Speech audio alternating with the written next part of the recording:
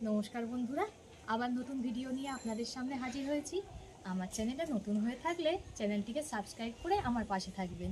চলুন আর কথা না বাড়িয়ে ভিডিওটা শুরু করা যাক। এখানে আমি একতারি টক পালং নিয়ে নিয়েছি। দেখুন, এটা কিন্তু একেবারে তাজা। এটা কিন্তু শুধুমাত্র শীতকালেতেই পাওয়া যায়, তাই শীত চলে যাওয়ার আগে চটজলদি এই রেসিপিটা একবার বানিয়ে নিন। দেখুন, এই ফুলের অংশটা আমি ফেলে দিচ্ছি, তাছাড়া কিন্তু আমি শিকড়টা বাদ দিয়ে সব অংশটাই কেটে রান্নার কাজে ব্যবহার করব। এটা খেতে কিন্তু অপূর্ব লাগে। একবার করলে মনে হবে টক পালং বাজারে দেখলে টক পালংই কিনে নিয়ে আসি। এমনি পালং শাক তো কম বেশি সকলেরই খুব পছন্দ, কিন্তু টক পালং খেলে একবার এর স্বাদ আপনারা ভুলতে পারবেন না। শুধু শিকড়ের কাজটা একটু বাদ দিয়ে নিচ্ছি, তাছাড়া কিন্তু আমি সব অংশটাকেই নিয়ে নেব।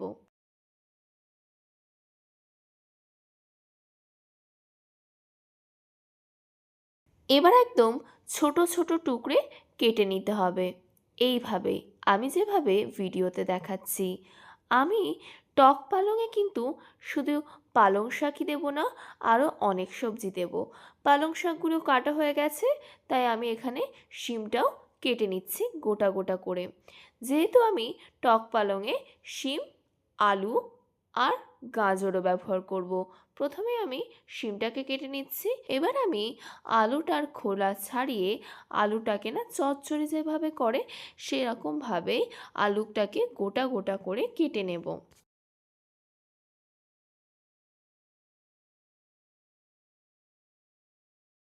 দেখুন, ঠিক এইভাবেই আলু চচ্চড়ি যেমন আলু কাটে সেইভাবেই গোটা গোটা করে আলুগুলোকে কেটে নিয়েছি। এবার গাজরটাকে কেটে নেব। এবার গাজরটাকে দুটো সাইড একটু একটু করে বাদ দিয়ে গাজরটাকেও আলুর মতনই ঠিক গোটা গোটা করে কেটে নেব। গাজরের যেহেতু খোলা ছাড়ানো যায় না, তাই জন্য আমি গাজরের গাটা একটু হালকা চেঁচে নিয়েছি। শাকটা আমি পরিষ্কার করে ধুয়ে নিয়েছি 2-3 বার। এদিকে গাজর, আলু আর শিম কেটেও সেগুলোও ধুয়ে নিয়েছি। উনুনের জালটা ধরিয়ে কড়াই একটু সর্ষের তেল দিয়ে গরম হতে বসিয়ে দিয়েছি। তেলটা গরম হয়ে গেছে, নুন হলুদ মাখিয়ে রাখা মাছের মাথাটা ভেজে নেব। মাছের মাথাতে আগে থেকে নুন আর হলুদ মাখিয়ে রেখেছিলাম। মাছের মাথা আমার খুব ভালো করে ভাজা হয়ে গেছে, তুলে নেব। ওই তেলের মধ্যে দিয়ে দিলাম অল্প করে কালো জিরে ফোড়ন। এবার এতে দিয়ে দেবো একটা বড় সাইজের পেঁয়াজ কুচি। পেঁয়াজটা 1 মিনিট মতো একটু ভেজে নিতে হবে। পেঁয়াজটা 1 মিনিট মতো ভেজে নিয়েছি। এবার কেটে রাখা সবজিগুলো দিয়ে দেব।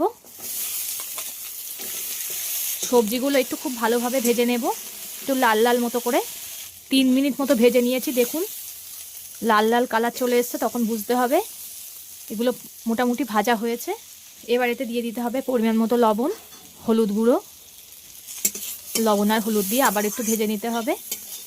লবণ আর হলুদ দিয়ে 1 মিনিট মতো ভেজে নিয়েছি। এবার এতে দিয়ে দিতে হবে কুচিয়ে রাখা শাকগুলো। দিয়ে দেবো একটা কাঁচা লঙ্কা। এই শাকটা যেহেতু শীতকালেই পাওয়া যায়, অন্য সময় পাওয়া যায় না, তাই শীতকালে এরকম একটা রেসিপি করে দেখবেন, খুবই ভালো লাগে খেতে। সব কিছুর সঙ্গে শাকটাকে খুব ভালো করে ভেজে নিতে হবে। কিছুক্ষণ ভাজার পর দেখুন শাকটা পুরোটা কষে এসছে। এবার এতে ভেজে রাখা মাছের মাথাটা দিয়ে দেব। মাছের মাথাটা দিয়ে 1 মিনিট মতো কষিয়ে নেব। মাছের মাথাটা একটু হালকা করে ভেঙে দিতে হবে, তাহলে টেস্টটা আরও সুন্দর পাওয়া যাবে। আপনারা মাছের মাথা না দিয়ে এটাকে নিরামিষভাবেও করতে পারেন। নিরামিষভাবে খেলেও খুবই সুন্দর লাগবে খেতে। আমি সব কিছু খুব ভালো করে কষিয়ে নিয়েছি। এবার এতে জল দিয়ে দেব, অল্প করেই দেব, ঝোলটাকে ফুটতে দেব। ঝোলটা ফুটছে, চা চামচের 1 চামচ দিয়ে দেব সাদা সর্ষে বাটা। সর্ষেটা দিয়ে আবারও খুব ভালো করে ফুটিয়ে নিতে হবে। সর্ষে বাটা দিয়ে কিছুক্ষণ ফুটিয়ে নেওয়ার পরে এতে দিয়ে দেব চা চামচের 1 চামচ আখের গুড় দিয়ে দিলাম। আপনারা চাইলে আখের গুড়ের পরিবর্তে চিনিও ব্যবহার করতে পারেন। যেহেতু এটা টক পালং, তাই আমি একটু মিষ্টিটা বেশিই দিলাম। পুরো ঝোলটা দেখুন শুকিয়ে এসছে। এই সময় নুন মিষ্টিটা দেখে নামিয়ে নিতে হবে। আপনারা এইভাবে একবার ট্রাই করে দেখবেন, সবারই খুবই ভালো লাগবে। ভিডিওটা ভালো লাগলে লাইক ও শেয়ার করে দেবেন, কমেন্ট করে জানাবেন আপনাদের মতামত। পরবর্তী ভিডিওতে আপনাদের সঙ্গে আবার দেখা হচ্ছে। এবার আমি এটাকে নামিয়ে নেব।